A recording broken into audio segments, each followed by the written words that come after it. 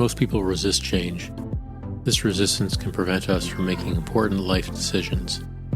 Listen to how Alastair Luft went from high-demand, high-profile jobs as a military officer with little time for anything else, to splitting his time between being a husband, father, author, while continuing to serve. As you'll hear on this NSP Short, it's all about choices.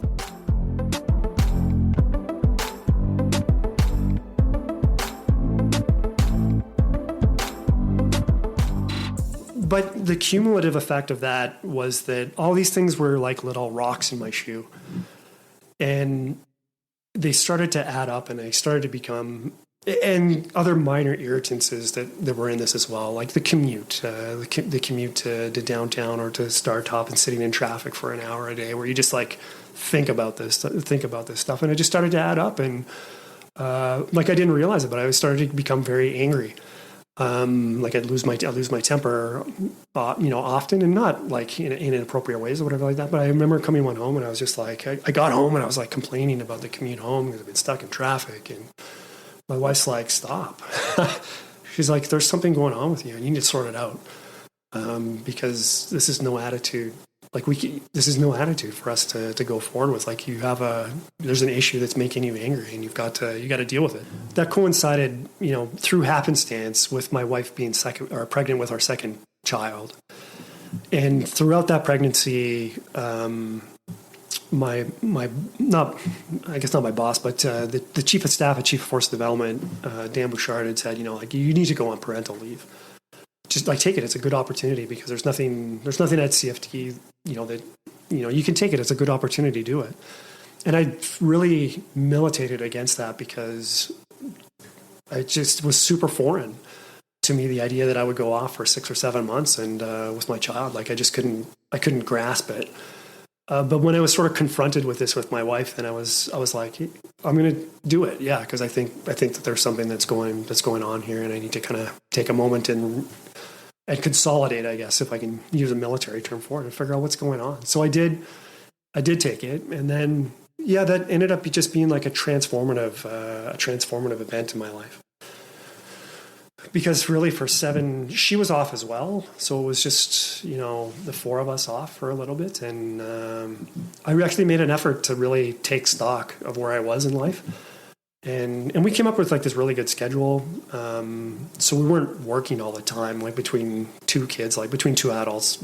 I mean, if you're willing to share responsibilities and stuff like that, you can still balance things. And they were both pretty young, so we had some time to ourselves. And like one of the things I discovered was that I didn't know what to do with myself. Like, I didn't have any hobbies. Like there was stuff that I did now and then. Like I was doing triathlon, but that was sort of self-serving anyways, because we're supposed to be fit and in shape. And so it wasn't like, I didn't want to say it was a hobby, because I wasn't necessarily passionate about it. It wasn't something that I did just for me. It was something that I did to be in shape, and like it was interesting. And don't get me wrong, like it was fun too, but it wasn't really distinct from the profession. Yeah, exactly. It wasn't distinct from the profession, right? 100%. Yeah. So that's when I decided to start creative writing, which was, I don't know what it was about writing specifically, but my wife's family is very artistic and creative. She has a number of singers in her family, like professional musicians, and her dad writes poetry, etc. So I don't know if that guided me or whatever. Anyways, I took a course through Algonquin College, a distance learning course on basics of creative writing kind of thing, and I started to get into it, and I started to enjoy it. What was your undergrad degree in? So my degree was in politics and economics. It was back when I did my degree, it was a split one, because neither department was really big enough to offer their own distinct one. So it was a bachelor's in politics and economics. So this is your first real exposure to proper creative writing. Oh yeah. Yeah. Okay. Yeah. And on top of that, I'd done, by this point I had a master's in defense studies and in public administration, but all very academic stuff. Mm-hmm.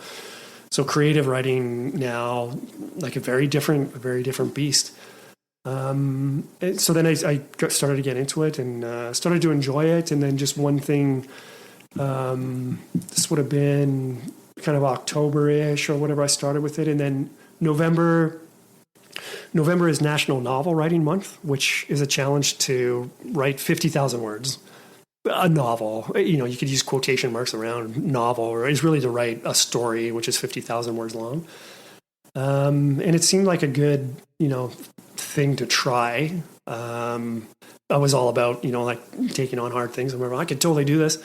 So like I did it. Like I had through working on this creative writing course, I had the seed of an idea that had struck me as interesting, and then ended up being like the basis of what I wrote for National Novel Writing Month. And then that was sort of the first in a series of milestones that happened to me, where it was like I finished one thing, and it's like, okay, well, what do I do now?